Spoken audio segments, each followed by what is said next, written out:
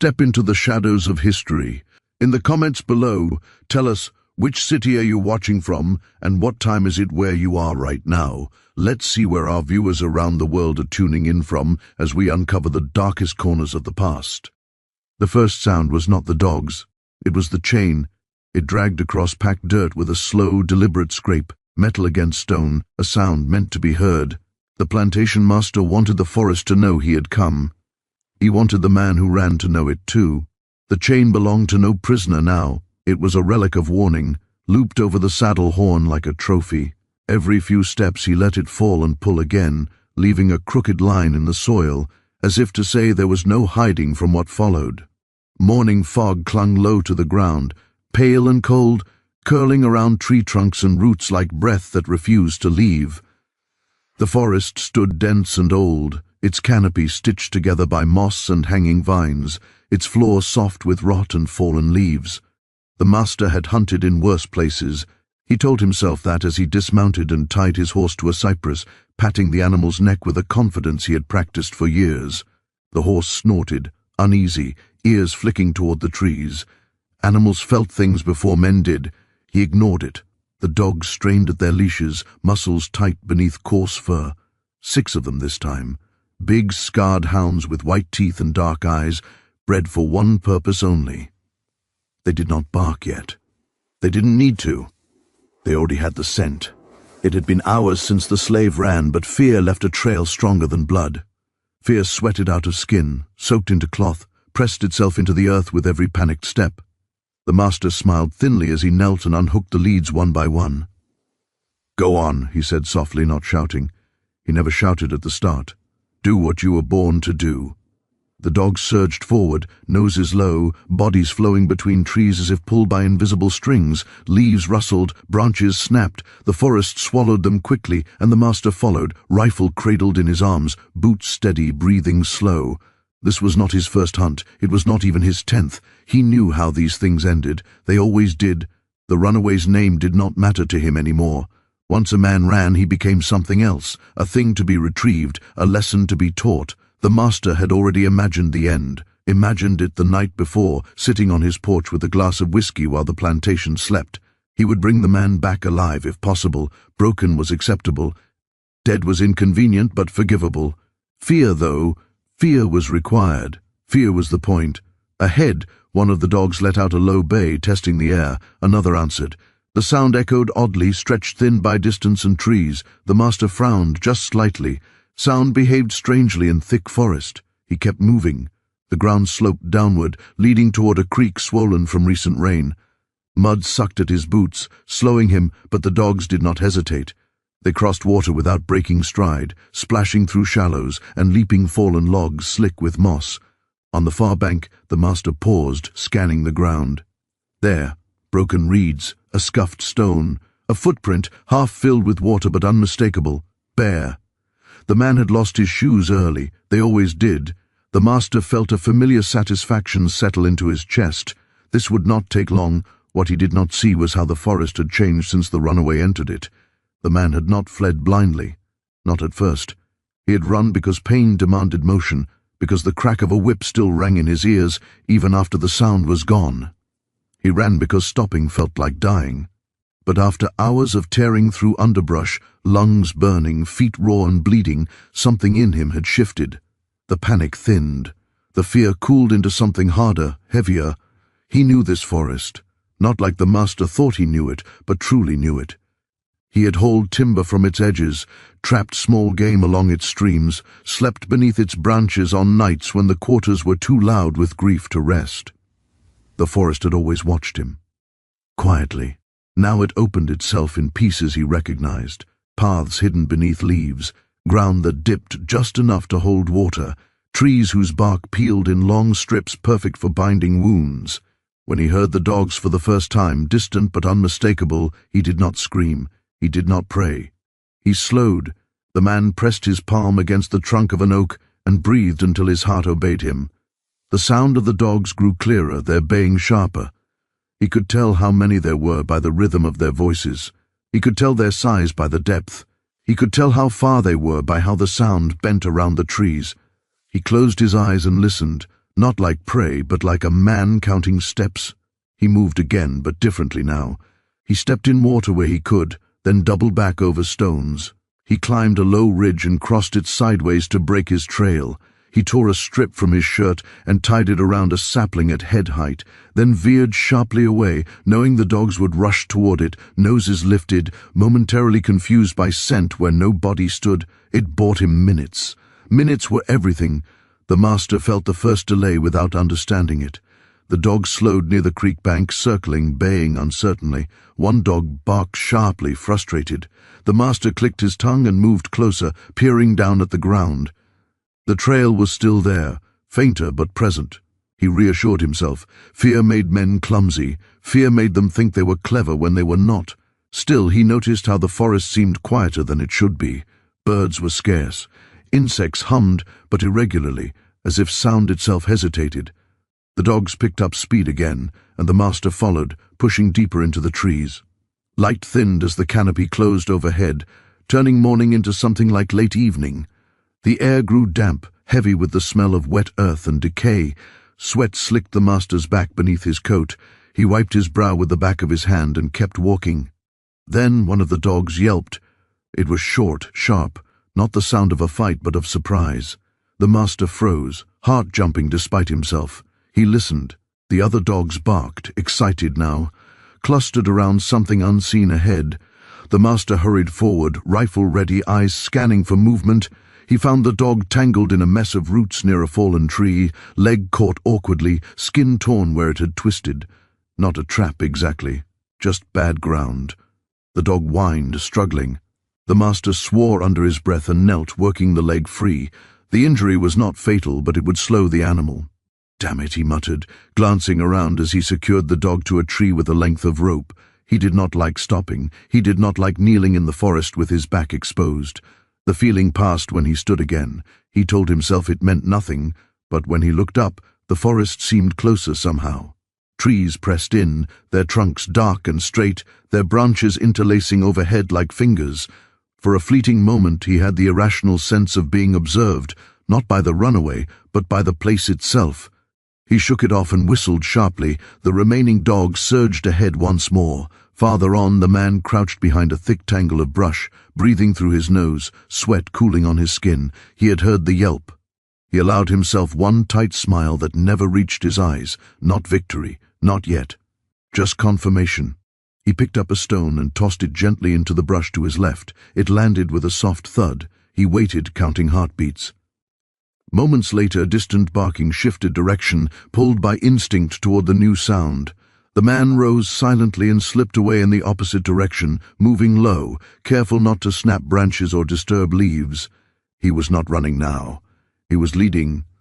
The master followed the dogs as they veered, irritation gnawing at him. The trail twisted more than it should have. He began to feel it in his legs, the long miles, the uneven ground. His breathing grew louder in his ears. He did not like that either. Still, he pressed on, driven by habit and pride. He had come too far to turn back. The forest did not frighten him. Men frightened him. And this man, this runaway, was still, in his mind, less than a man. The dogs burst into a small clearing and skidded to a halt, circling wildly. The master arrived seconds later and stared in confusion. The ground was torn with tracks, but they went nowhere, overlapping and broken, ending abruptly near a cluster of stones. The scent was strong here, overwhelming, but directionless. The master's jaw tightened. He scanned the trees, lifting his rifle. "Show yourself," he called, voice sharp, cutting through the clearing. Only the dogs answered, whining and pacing, uncertain. Somewhere in the trees just beyond sight, the man watched, silent as bark, hands steady, eyes clear. The hunt had begun, yes, but not the way the master believed, not anymore. By the time the sun lifted itself above the treetops, the man who had once been called a slave had stopped running. That decision did not come from courage in the way men like to imagine courage. It came from exhaustion so complete that fear lost its edge. His lungs burned like scraped iron, his calves trembled with each step, and the night's damp still clung to his skin, soaking into scars old and new. He had run for 2 days without rest, driven by the sound that haunted every enslaved soul who ever fled. Dogs. Now, in the grey hush of early morning, that sound faded into something less certain. Not gone. Never gone. But different. Interrupted. He slowed to a walk, then to a halt, deep within a stand of towering pines, where the forest floor dipped into a shallow bowl choked with ferns and fallen needles.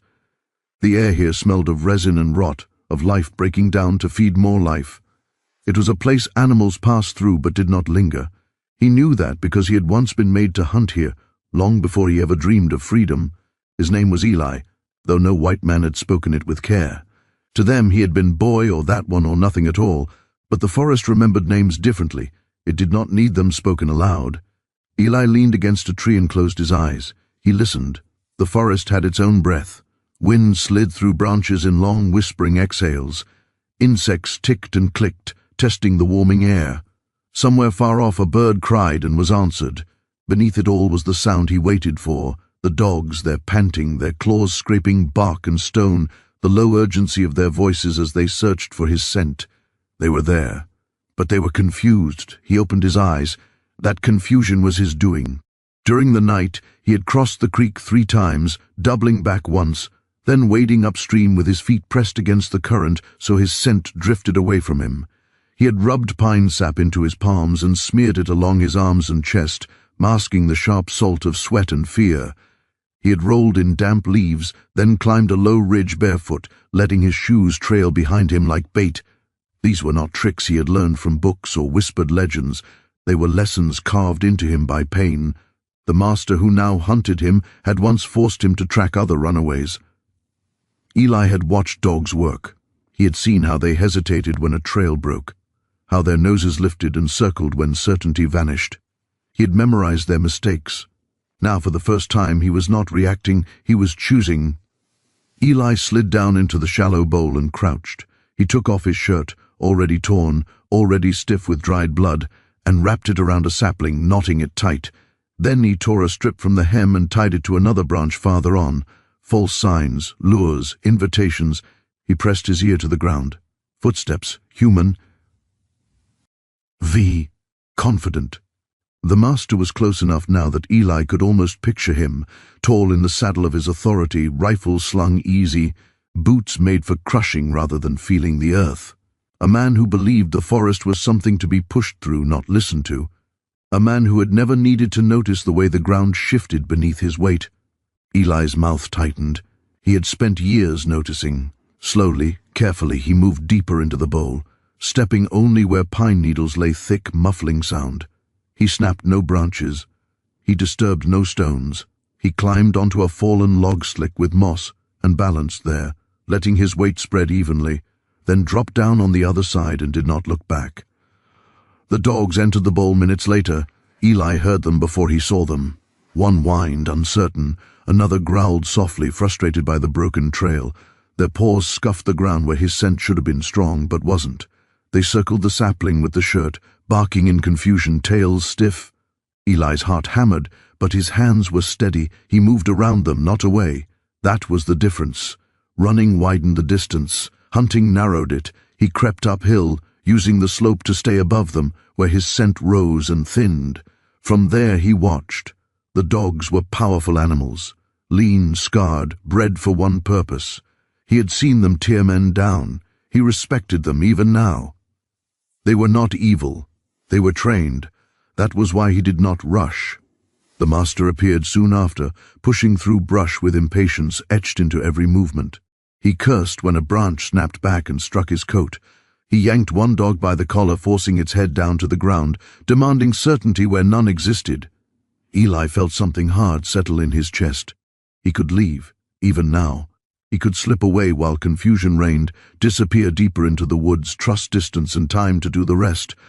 But he thought of the men he had tracked, the way their eyes had looked when the dogs found them, the way the master had laughed, pleased by the efficiency of it all.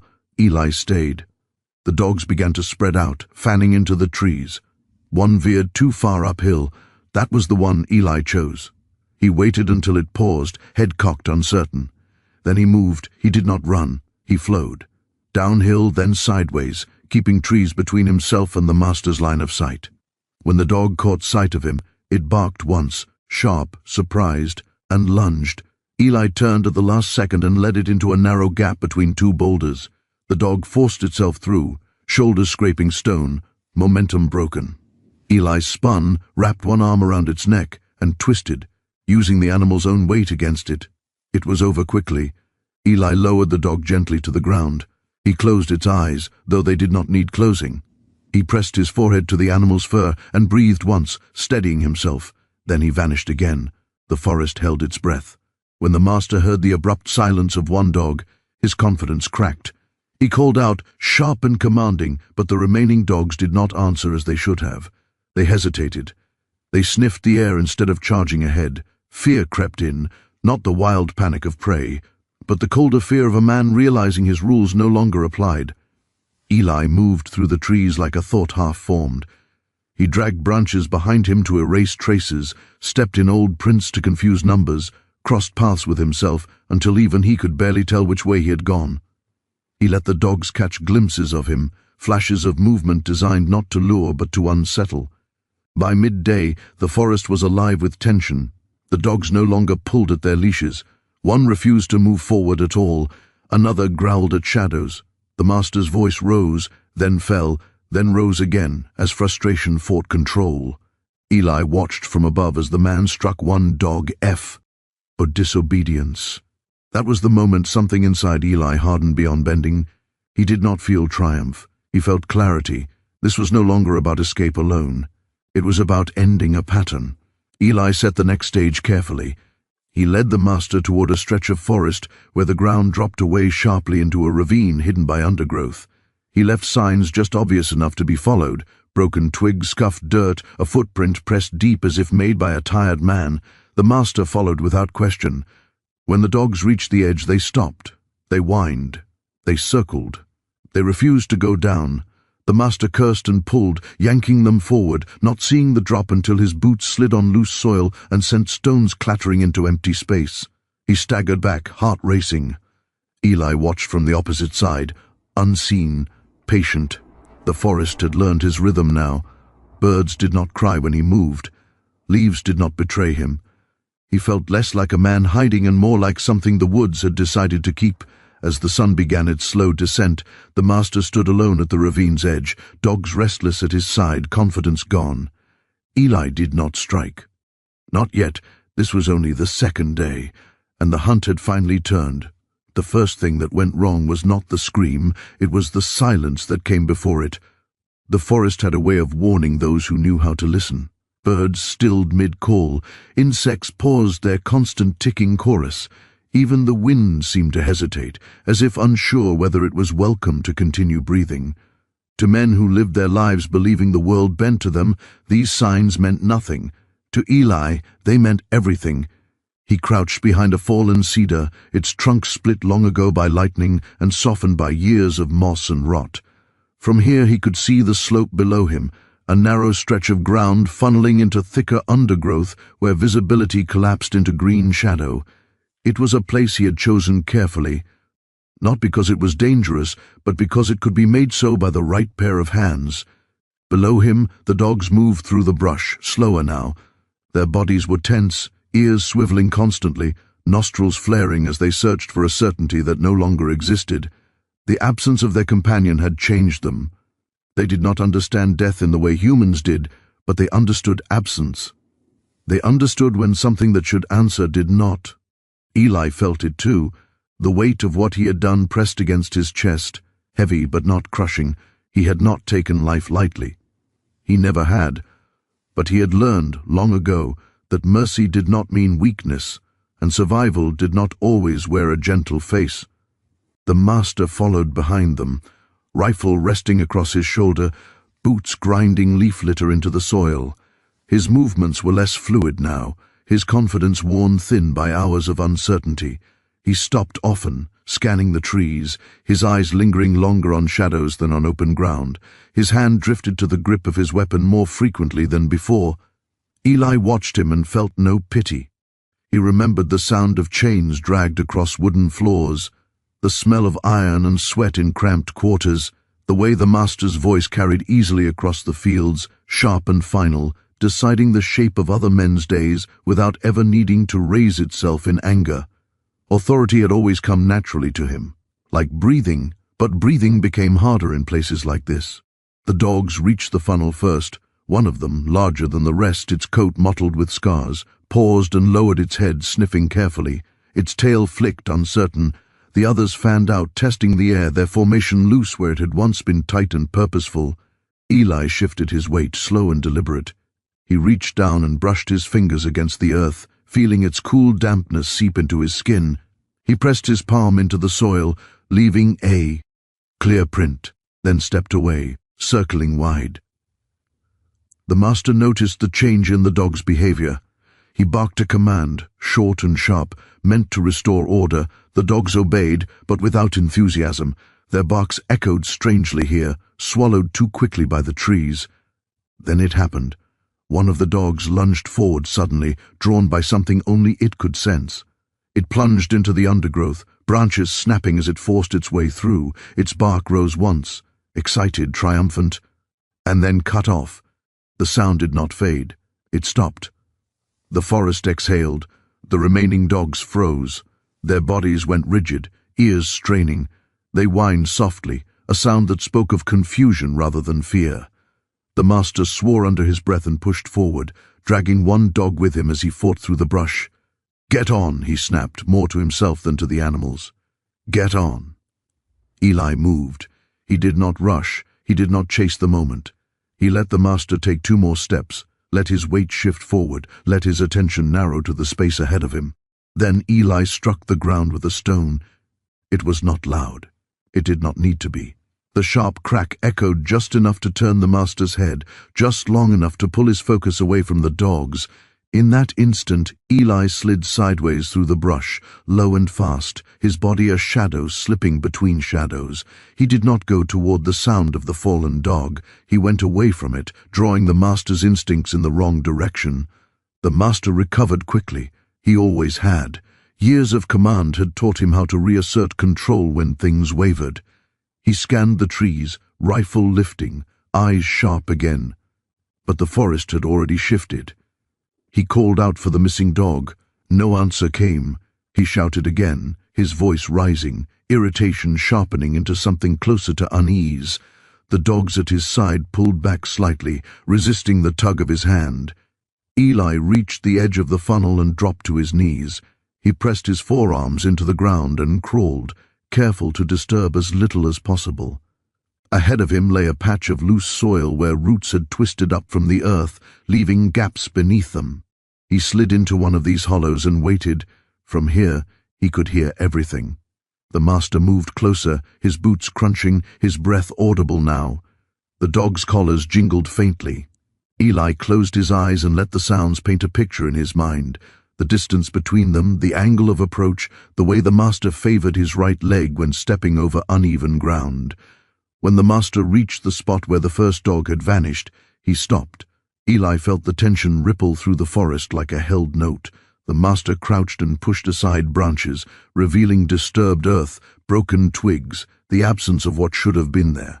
He straightened slowly, his posture stiff, his jaw tight. "This ain't right," he muttered, though no one was there to hear him. That admission was more dangerous than any weapon. Eli slipped out of the hollow and circled again, staying downwind.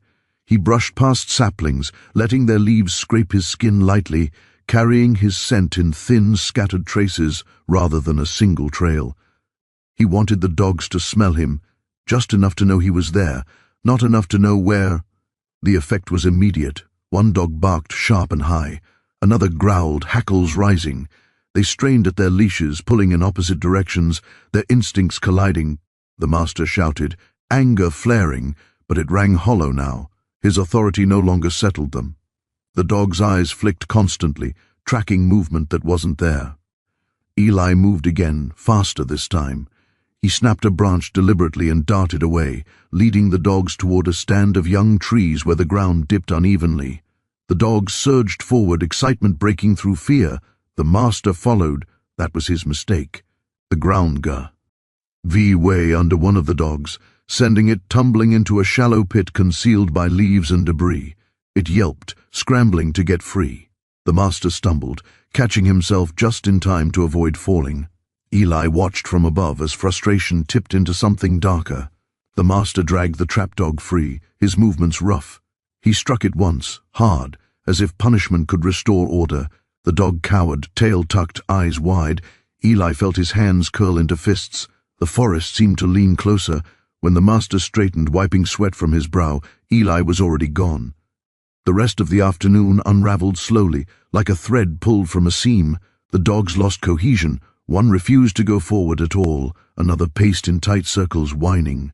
The master's commands grew shorter, then longer, then laced with curses as his control slipped further. Every so often, a sound would come from the trees, a footstep, a breath, the rustle of leaves, and the master would spin, rifle raised, heart pounding. Nothing ever stood where he aimed. Eli let the fear build. He understood fear's value. It made men careless. It made them loud. As dusk approached, the forest grew thicker, shadows stretching and blending. The master hesitated at the edge of a clearing. His confidence finally eroded enough to slow him. That was when Eli let himself be seen, just for a moment. A shape between trees, a suggestion of movement. Enough to ignite the hunt anew. The master shouted and surged forward, dogs barking weakly as they followed. Eli led them deeper, farther from any path that might lead back to safety. By the time the sun dipped below the horizon, the forest belonged entirely to him, and the blood in the undergrowth was no longer a warning. It was a promise. Night did not fall all at once. It seeped into the forest the way ink spreads through cloth, slow, deliberate, impossible to stop once it began. The last light thinned between the branches, turning trunks into black pillars and leaves into layered shadows that shifted even when nothing moved. Sound changed first. Distance collapsed. A footstep 10 yards away sounded like it was right behind you. A breath carried farther than it should have. Eli felt the change immediately. Night was not an enemy to him. It was a teacher. He stood motionless on a low ridge and listened as the master and the remaining dogs entered the dark below. Their shapes broke apart in the gloom, becoming fragments. An arm here, a pale face there, the glint of an eye, the dull shine of a rifle barrel. The dogs' breathing came fast and uneven now. They no longer barked with purpose. They spoke in short, nervous sounds, uncertain of what they were chasing or why. The forest accepted the night like a familiar cloak. Eli moved when the last bird fell silent. He went downhill first, placing his feet where roots broke the surface, where the earth rose to meet him instead of giving way. He avoided leaves when he could, slid between brush instead of through it, letting branches brush his shoulders lightly rather than snap. His body remembered this kind of movement. It had learned it long before fear became his constant companion, when he had hunted deer for scraps of meat, when he had been forced to trail men who did not want to be found. He stopped near a cluster of trees where the ground flattened briefly before dropping again into another ravine. This place held sounds strangely. A whisper here could be mistaken for a voice behind you. A footstep echoed where none existed. Eli pressed his hand to the trunk of an oak and closed his eyes. The forest answered. The master was tired. Eli could hear it in the way his steps dragged, in the way his breathing rasped when he thought no one was near. Fear had begun to compete with pride inside him, and fear was winning. He stopped often now, scanning the darkness, his rifle no longer resting casually but held tight, knuckles pale. The dog sensed it too. Animal. Understood fear without needing names for it. One stayed close to the master's leg, brushing against him for reassurance. The other lagged behind, nose low, tail stiff, unsure which instinct to trust. Eli waited until they passed beneath him. Then he moved. He did not follow directly. He paralleled them, matching their pace but keeping distance, letting the master believe the forest around him was empty. He snapped no branches. He made no sound that could be traced to a single place. Instead, he made many small ones. A stone rolled down the slope to the left. A branch creaked somewhere ahead. Leaves rustled behind them, then fell silent. The master spun, heart leaping, rifle swinging wildly. He aimed at shadows and found only more shadows. The dogs barked once, then stopped, confused by too many signals arriving at once. "Show yourself," the master called out, forcing strength into his voice. "You can't hide forever." Eli smiled, though the expression held no joy. He knew that voice. He had heard it shouted across fields, barked in anger, softened only when speaking to men who looked like him. Hearing it now, stripped of certainty, frayed at the edges, felt like watching a statue crack. Eli circled wider, climbing again until he was above them. From here he could see the faint outline of the master's hat, the way his shoulders hunched slightly as he moved. The dog's ears flicked constantly, tracking sounds that no longer lined up with scent. Eli took a breath and pressed his lips close to the bark of a tree. He let out a low sound, not a word, not a cry, just a breath shaped enough to feel intentional. The effect was immediate. One dog whined and backed away. The other growled, teeth bared at nothing. The master froze, eyes wide, straining to place the sound. It had not come from ahead or behind. It had come from everywhere. The forest leaned in. Eli moved again, this time deliberately brushing past a stand of saplings, letting their leaves shake. He ran for several steps, then stopped abruptly, vanishing into stillness. The master ran too, boots pounding, panic lending speed. He crashed through brush, swore when thorns tore at his sleeves, nearly tripped over roots hidden by shadow. When he stopped, gasping, Eli was already gone. The dogs were no longer helping. One refused to move forward at all. The other pulled in frantic, uncertain circles, overwhelmed by scent and sound layered too thick to unravel. The master struck the ground with the butt of his rifle, a sharp crack that echoed too loudly. "Damn it!" he shouted, his voice breaking. Eli watched from behind a fallen log, his chest rising and falling steadily. He felt no rush now. The hunt had entered a different phase. This was no longer about speed or distance. It was about pressure. Night deepened. The master made a choice then, an understandable one. He decided to camp, to wait for morning, to regain control. Eli let him. He followed at a distance as the master found a small clearing and built a fire. The flames flickered weakly at first, then steadied, pushing back the dark in a tight, unreliable circle. The dogs lay close, pressed against the master's legs, their bodies tense even as exhaustion dragged at them. Eli stayed just beyond the firelight. He studied the scene carefully. Fire changed the rules. It gave light, but it also created blindness beyond its reach. Everything outside that circle became unknowable. Eli moved within that blindness, testing it, feeling how far he could come before heat touched his skin. The master ate quickly, eyes darting between bites. He did not relax. He did not sing or hum or settle into routine the way men who believed themselves safe often did. He sat rigid, rifle across his knees, listening too hard. Eli took advantage of that. He moved around the clearing in a wide arc, stepping on dry twigs just far enough away that the sound reached the edge of the firelight. He let the dogs hear him, but not S&M. Him clearly. He circled again, closer this time, letting his silhouette briefly interrupt the fire's glow before slipping away. The dogs reacted instantly, barking, lunging, straining at their leashes. The master jumped to his feet, heart hammering, rifle raised. "Get back!" he shouted, though he did not know who he was shouting at. He fired once, the shot exploding into the night, deafening in the close space. Birds burst from trees in a frenzy of wings. Eli dropped flat, the bullet tearing through leaves above him. He waited. The echo faded. Silence rushed back in, thicker than before. The dogs whimpered. One tucked its tail. The other stared into the dark, eyes reflecting firelight, seeing nothing and everything. The master stood trembling, sweat slick on his face despite the cooling air. He had broken the night's quiet, and it had answered by pressing closer, more alive than ever. Eli did not press the advantage yet. He let the fear settle, let it soak in. He wanted the master to understand something fundamental, that the forest no longer responded to him. Hours passed like this. The master dozed in fits, waking at every sound. The fire burned low. The dogs slept poorly, twitching, whining softly. Eli never slept. Near dawn, when exhaustion finally dulled the master's senses, Eli made his closest pass yet. He moved to the edge of the firelight and stood there, fully upright, letting his shadow stretch long across the ground. The dogs woke first. They did not bark. They froze. The master stirred, confused, and followed their gaze. For a heartbeat their eyes met. The master's mouth opened, but no sound came out. He saw, truly saw, for the first time, not a runaway, not property, but a man standing calm and unafraid in the dark. Then Eli stepped back. The fire sputtered. The shadow vanished, and the forest closed in again, holding its secret tight. By morning the master would understand. The forest had learned Eli's name, and it was not letting him go.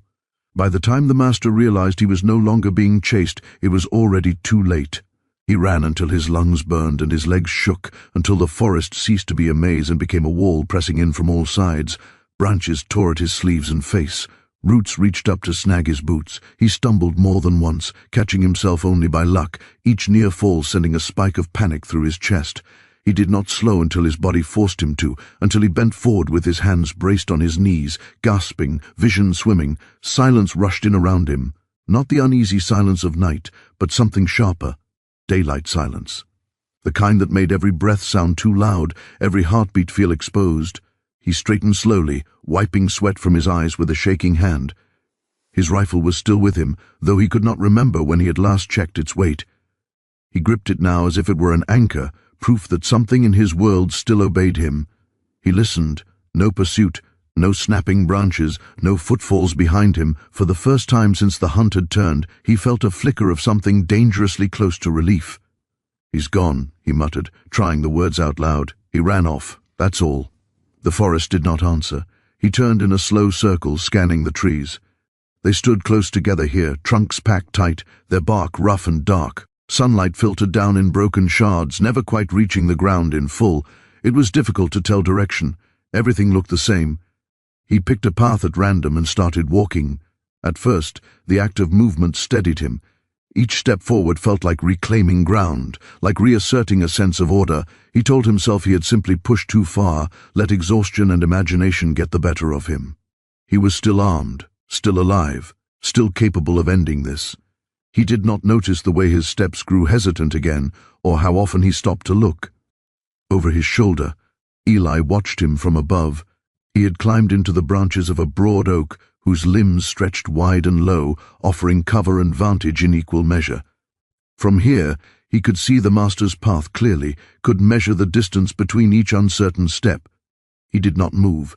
He did not need to. The master's fear was doing the work for him now. Eli studied him with a calm that surprised even himself. There was no rush in his blood, no hunger for confrontation, only a quiet awareness sharpened by days of listening, of waiting, of choosing when to act and when to let the forest speak. The master stopped again. This time, he did not pretend it was for rest. He turned abruptly, raising the rifle, aiming into the trees behind him. His breathing was ragged, his eyes darting. "I know you're there," he called out, voice hoarse. "I know you didn't go far." Eli remained still. A bird flitted from one branch to another. Leaves rustled in a breeze that touched only the upper canopy. The forest continued as it always had, indifferent to declarations of control. The master lowered the rifle slowly. He laughed then, a short, brittle sound that cut off too quickly. "Fool," he muttered, "you're chasing shadows." He moved on again, but his pace was slower now, his steps uneven. He no longer trusted the ground beneath him. Every dip felt like a trap. Every narrow passage between trees felt like a closing door. Eli shifted in the branches, moving soundlessly to the next limb. He followed without following, always positioned where he could see but not be seen. He let the master believe the space behind him was empty. That belief was the cruelest one. As the sun climbed higher, the heat settled in. Sweat soaked through the master's clothes, darkening the fabric. His mouth felt dry, his tongue thick. He fumbled for his water, took a long drink, then another, draining it faster than he should have. Eli noticed. He always noticed. The master slowed again, near a small clearing, where the trees thinned just enough to let sunlight pool on the ground. He stepped into it hesitantly, glancing around as if expecting the light itself to betray him. For a moment, he stood there, exposed, the rifle hanging loosely in his hands. Eli stepped down from the tree. He did not announce himself. He did not rush. He simply walked into the clearing from the opposite side, letting the master see him fully, clearly, without obstruction. The master froze. Time seemed to stretch thin between them. The forest held its breath. Eli stopped several paces away. He did not raise his hands, but neither did he reach for anything that could be mistaken as a weapon. He stood upright, shoulders relaxed, his expression unreadable. The master's face twisted with shock, then fury, then something raw that he did not have a name for. "You," he whispered, as if saying the word too loudly might make Eli vanish. Eli said nothing.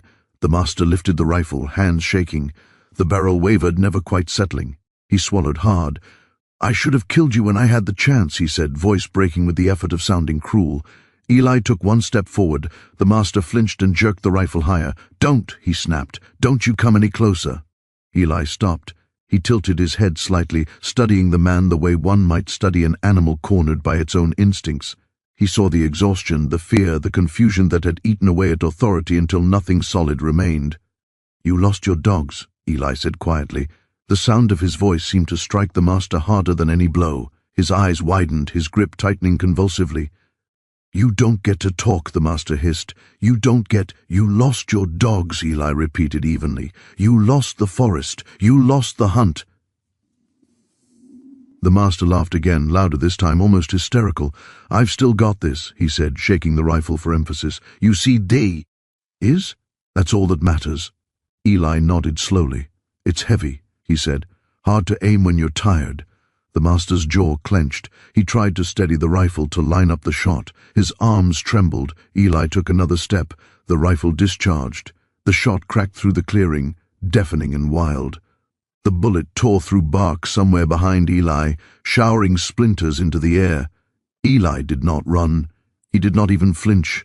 The master stared at the rifle in disbelief, horror creeping into his expression as he realized how badly he had missed. He worked the mechanism frantically, hands slick with sweat. Eli closed the distance. He moved quickly now, not in a rush, but with purpose. He knocked the rifle aside with one sharp motion and stepped inside the master's reach before the man could react. Their bodies collided, momentum carrying them both to the ground. They struggled briefly, clumsily. The master was strong, but strength meant little when fear stole coordination. Eli twisted free, using leverage rather than force, pinning the master's arm and pressing him face first into the dirt. The master gasped, choking on soil. He thrashed weakly, curses spilling from his mouth in broken fragments. "Get off me," he snarled. "Get off!" Eli leaned close, his voice low and steady. "You don't own this anymore." The words landed heavier than any blow. The master went still, not because he was defeated physically, but because something inside him finally understood the truth he had been running from. The world he knew, the one where his voice commanded and the forest obeyed, had ended. Eli released him and stood. The master rolled onto his side, coughing, eyes wide with something like disbelief. He scrambled backward until his shoulders hit a tree, then looked up at Eli, searching for something. Mercy, rage, meaning.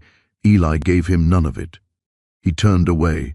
The master shouted after him, a desperate, cracked sound. "You can't just leave me!" Eli paused, not turning back. "You're already alone," he said. Then he walked away, his steps unhurried, his path clear. Behind him, the master remained seated at the base of the tree, shaking, the rifle lying useless in the dirt beside him. The forest closed ranks once more, shadows shifting, sounds returning, life resuming without regard for the man who had thought himself its master. Eli did not look back. He had nothing left to prove. The hunt was over. Night came without ceremony. It slid down through the trees like a held breath finally released, dimming the forest until shapes softened and edges dissolved. The air cooled, heavy with the scent of damp earth and crushed leaves. Somewhere far off, an owl called once, then again, its voice echoing through the dark, like a question that had no answer. Eli moved steadily, guided by memory more than sight. He knew this forest now in a way he never had before, not as a place to pass through, but as a living map written into his muscles and bones. Each step fell where it needed to. Each pause had a purpose.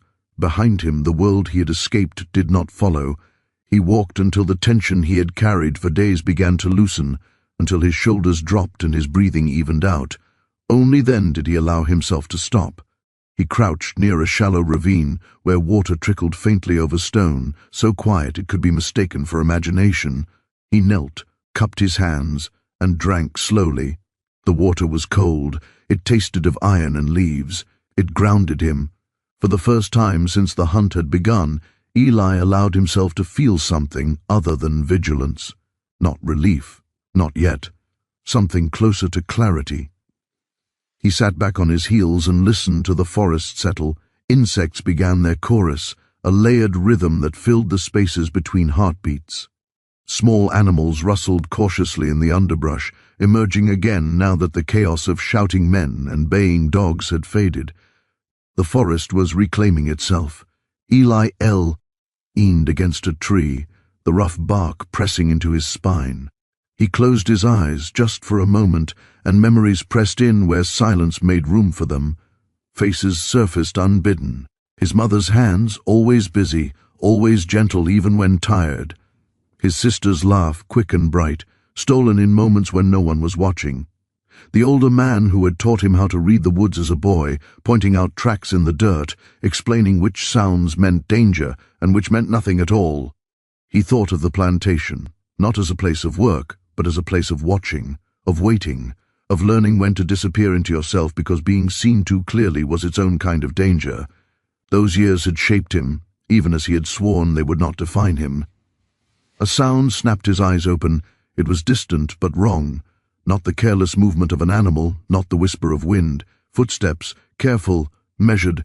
Eli rose silently, every sense sharpening again. He had not expected pursuit to resume so soon. After what had happened, after the master's collapse, he had assumed the others would hesitate, would argue, would decide the forest was not worth the cost. But fear did not always lead to reason. Sometimes it led to cruelty. Eli moved upslope, angling away from the sound, careful to leave no clear trail. He stepped on stone where he could, on exposed roots where leaves would not betray him. He did not hurry. Panic left traces. The footsteps grew louder. More than one person. Eli climbed higher until the ground leveled out near a stand of tall pines. The needles beneath his feet softened his movement, muffling sound. He crouched behind a fallen trunk and watched the path below. 3 men emerged from the darkness, lantern light bobbing as they advanced. Their voices were low, tense. "He can't be far," one said. "He's got to be tired." "He's been tired for days," another replied. "Didn't stop him before." They moved like men who no longer believed their own words. Their eyes darted constantly, their grip on their weapons too tight. Eli observed them with the same detached focus he had given the master earlier. He noted their spacing, the way the man in front favored his left leg, the nervous glances the one in back kept casting into the trees. They were not hunters anymore. They were afraid. Eli did not intend to kill them. He had crossed that threshold already, in a way that could not be undone. But killing for its own sake held no power for him now. Fear, properly shaped, could do more work than blood. He picked up a small stone and tossed it gently to his left. It landed farther downslope, striking bark with a dull knock. The men froze instantly. Lantern light swung wildly as they spun toward the sound. "There," one whispered. They moved toward it, weapons raised, formation breaking as urgency overrode caution. Eli slipped out from behind the log and circled to the right, keeping low. He moved past them easily, the darkness swallowing him as they advanced in the wrong direction. When he was well behind them, he stopped and pressed his back to a tree. He waited until their voices faded, until their light disappeared entirely. Then he turned and headed deeper into the forest. Hours passed like this. Movement, stillness, listening, adjusting. The forest unfolded around him in layers, familiar now in a way that felt almost intimate. He could tell time by the way the insects shifted their song, by the angle of moonlight filtering through branches. Near dawn, he reached a high ridge overlooking a wide stretch of land. From here, he could see the faint glow of fires in the distance, small and scattered. Camps, search parties. Men who still believed they could bring order back to what had unraveled. Eli watched them without emotion. He thought of what would happen next. He could keep running, drawing them farther and farther into terrain they did not understand, until exhaustion and fear did the rest. Or he could vanish entirely, slip into spaces where their reach ended and rumors began. He knew which choice the forest favored. As the sky lightened, he moved along the ridge, careful to stay silhouetted against the trees rather than the open sky. He descended into a narrow valley where fog pooled thick and white, clinging to the ground like spilled milk. It swallowed sound, blurred distance. Eli walked through it like a ghost. He emerged on the other side near an abandoned trail, barely more than a suggestion in the dirt. Wagon ruts half filled with leaves, grass reclaiming the center. It led away from the plantations, away from roads that were watched and measured. He followed it for a while, then left it abruptly, doubling back through water and stone, breaking his own path into fragments that could not be followed. By mid-morning, the forest had gone quiet again. Eli found a sheltered hollow beneath an outcrop of rock and settled there to rest. He did not sleep deeply, but he allowed his body to ease, to recover. Hunger gnawed at him, but it was familiar now, manageable. While he waited, he thought about what he had become in the stories that would be told. They would say he was a monster, a demon in the woods, a thing that could not be caught because it was not human anymore. They would exaggerate his size, his strength, his cruelty, because fear always needed something larger than life to blame. He understood that stories were tools. He had learned that early. Let them believe what they needed to believe. It would keep them cautious. It would keep them distant. By afternoon, he moved again, circling wide around the camps he had seen from the ridge. He left signs deliberately now, broken branches placed just so, footprints that appeared and vanished, marks that suggested direction without committing to it. He was shaping the hunt into something else. As evening approached, he heard shouting again, closer this time. A group had stumbled into one of his false trails and panicked when it ended abruptly at a sheer drop. Their confusion echoed through the trees. Eli watched from above as they argued, their cohesion unraveling in real time. "Someone went this way," one insisted. "No," he doubled back, another snapped. "We're wasting time." A third man sank onto a fallen log, burying his face in his hands. "This ain't right," he muttered. "This ain't how it's supposed to go." Eli felt no satisfaction, only confirmation. He waited until they dispersed, then moved on, always ahead, always just out of reach. That night, rain came hard and sudden, drenching the forest, washing away tracks, blurring scent. Eli welcomed it. He let the water soak him, cool him, erase the last clean lines of pursuit. By dawn, the forest had reset itself. Eli stood at the edge of a clearing where the trees thinned and the land opened into something new, rockier, steeper, less forgiving to those who did not belong. Mountains rose ahead, their slopes wrapped in mist. He paused there, taking it in. Behind him lay the world that had tried to own him. Ahead lay uncertainty, danger, freedom shaped like a question rather than an answer. He stepped forward, the forest closed behind him, sealing his passage as if he had never been there at all. The forest held its breath. Eli stood at the edge of the clearing, the last shards of sunlight filtering through the dense canopy, scattering in golden spears across the forest floor. Behind him, the memory of the master's panic, the shattering of the dog's obedience, and the collapse of the hunt seemed to hang like a tangible weight in the air, settling into every branch, every leaf, every whisper of wind. It was over. At least, the hunt itself was over, but the forest remembered. And in remembering, it spoke in ways few could hear. He took a slow breath, tasting the damp earth and the sharp tang of pine resin. The smell carried echoes of struggle and fear, mingled with the faint sweetness of fowl, len fruit and moss. Eli knew that the stories would spread, of a man who had vanished into the wilderness, leaving a master humiliated and dogs lost to their instincts. They would call him monster, devil, ghost. Some would whisper that the forest itself had chosen him. But Eli knew better. He was neither monster nor myth. He was the consequence of a world built on cruelty, a response long delayed but unavoidable. He moved carefully, not because he feared pursuit, there was none, but because the forest demanded respect. Every step was deliberate, a rhythm he had learned over months of survival. Broken branches, fresh tracks, displaced stones, he read them all, noting where the earth had been unsettled, where water had pooled, where the wind had carried scent. These details were not trivial. They were the difference between being a hunter and being hunted, between life and disappearance. Ahead, the mountains rose in jagged silhouettes, mist curling around their peaks like smoke. Eli had learned that the higher ground offered both clarity and concealment.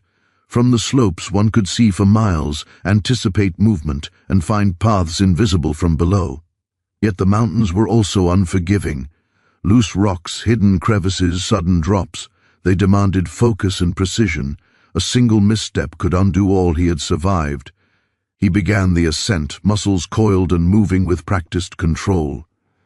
His mind replayed the events of the past nights, the initial chase, the way the master had believed himself supreme, the dog's sudden rebellion, the strategic moves through the undergrowth. Each memory was a lesson, each fear faced, a reminder of how fragile life had been in the hands of those who claimed ownership over others. He did not let anger or revenge drive him. Those emotions were luxuries. Precision and patience were necessary. Hours passed as he climbed, the sun sliding toward evening, casting long shadows that transformed familiar paths into alien terrain. The air grew thinner, cooler, carrying the scent of whetstone and pine sap. He paused occasionally, crouching behind outcroppings of rock, listening for any sign of movement from the lands below. There was none, not even the echo of men's voices. It was as if the forest had swallowed them whole, leaving only silence in its place. At a narrow ridge, Eli paused to catch his breath. Below him stretched a valley he had never seen before, wild and untamed, carpeted with thick undergrowth and twisted trees. Streams glittered in the dying sunlight, snaking like silver threads through the green. It was beautiful, terrifying, and utterly untouched by the cruelty of men. Here he felt the first true sense of freedom, not the temporary reprieve of a night without pursuit, but the permanent possibility of life unclaimed. He thought of the master and the dogs, not with hatred, but with clarity. The master had underestimated both the forest and him. He had relied on control, on fear, on obedience. The dogs, too, had been instruments, tools meant to enforce his will, and yet, in this place, neither had any power. The forest itself had reset the balance, and Eli had learned to navigate it, to understand its rhythms. That knowledge had turned the tables entirely. He was no longer the hunted. He was the observer, the navigator, the unseen presence that dictated the terms of the game. Night fell quickly, pulling a heavy curtain over the valley. The mist rolled down the mountains like drifting spirits, muffling sound and softening edges. Eli found a sheltered nook beneath a rock overhang and settled in, wrapping himself in a thin cloak he had carried for warmth. He did not sleep fully. He could not. Sleep made one vulnerable, even in a place where men and beasts were absent. Instead, he rested in that liminal space between consciousness and awareness, alert to every whisper of movement, every shift in the wind, every rustle of leaves. As darkness deepened, Eli thought ahead. He would not return to pea plantations, not now, not ever. There was nothing left for him there. What remained were shadows of the lives he had been forced to live, memories of cruelty, and the faint hope that others like him might find a way to survive. He would continue moving, deeper into the wild, seeking solitude and sustenance, carving a life from the land itself. The forest had given him that chance. He would not squander it. Hours later, as the stars emerged overhead, Eli stood again and surveyed his surroundings. The valley stretched endlessly, and somewhere beyond its folds lay more mountains, more rivers, more forests untouched by men's dominion. The night was still and silent except for the occasional hoot of an owl or the rustle of a small animal. Eli felt a strange kinship with the creatures of the forest. He was no longer prey, but not fully human in the way he had been defined before. He was a part of the wilderness now, shaped by it, bound to its rhythms and rules. The forest, patient as always, watched him. It had taken his fear, his patience, his skill, and rewarded him with freedom. It had punished those who had sought to enslave him. And it would remember. It would remember the footsteps that had carved a new path through its depths, the movements of a man who had learned to speak without words, to strike without being seen, to command without force. By dawn, Eli had moved again, climbing higher into the mountains. The air was thinner here, filled with the scent of cold stone and wildflowers. He paused at a ledge and looked back over the valley. It was beautiful in its wildness, untouched and eternal. Somewhere down there, the remnants of the hunt might still linger in rumor, in fear, in the minds of those who had failed to capture him. But those whispers would carry only fragments of truth. They would embellish, exaggerate, turn him into legend. He did not care. Legend could not own him. Only the forest could. He began descending into the next fold of the mountains, following paths known only to those who understood the subtle signs of nature. Fallen leaves, shifted rocks, the direction of moss growth, all guided him. He moved deliberately, step by step, leaving no trail that could be traced. Each motion was a claim of autonomy, a declaration that the hunted had become the master of his own fate. Eli walked for hours, until the sun rose fully and the first light touched the peaks around him. He found a small spring, drank deeply, and allowed himself a moment of contemplation. There was danger still, always, but there was also possibility. Here he could exist on his terms. He could live without chains, without commands, without fear of being owned. He thought of the stories that would be told of him, the man who vanished into the forest, the one who turned a master's tools against him, the one who made dogs into allies of the wild rather than instruments of oppression. Let them tell what they would. Eli did not need recognition or approval. The forest had marked him, had acknowledged him, and that was enough. As night fell once more, Eli moved through the shadowed valleys with a calm born of experience and mastery. He was no longer defined by what had been done to him, nor by the fear he had endured. He was a hunter in his own right, not of men to enslave, but of life to survive, of freedom to claim. Each step was deliberate, each breath measured, each movement harmonized with the rhythm of the forest. And so the forest kept its secret. It retained the echoes of fear, the silence of the master's disappearance, and the knowledge that a man had walked through it and emerged transformed. The valley, the mountains, and the woods themselves became a testament to patience, skill, and the unyielding pursuit of autonomy. No one would follow him here. No one could. The forest had chosen him. And in that choice, Eli had become more than a survivor. He had become a part of the untamed eternal wilderness, a presence no master, no hunty, and no chain could ever undo. The story ended there for the world, but for Eli, it had only just begun. Step by step, breath by breath, he vanished deeper into the mountains, leaving behind the echoes of the hunted and the hunter alike, a ghost that would live in memory long after the trails had disappeared. Freedom, at last, was his, and it was complete,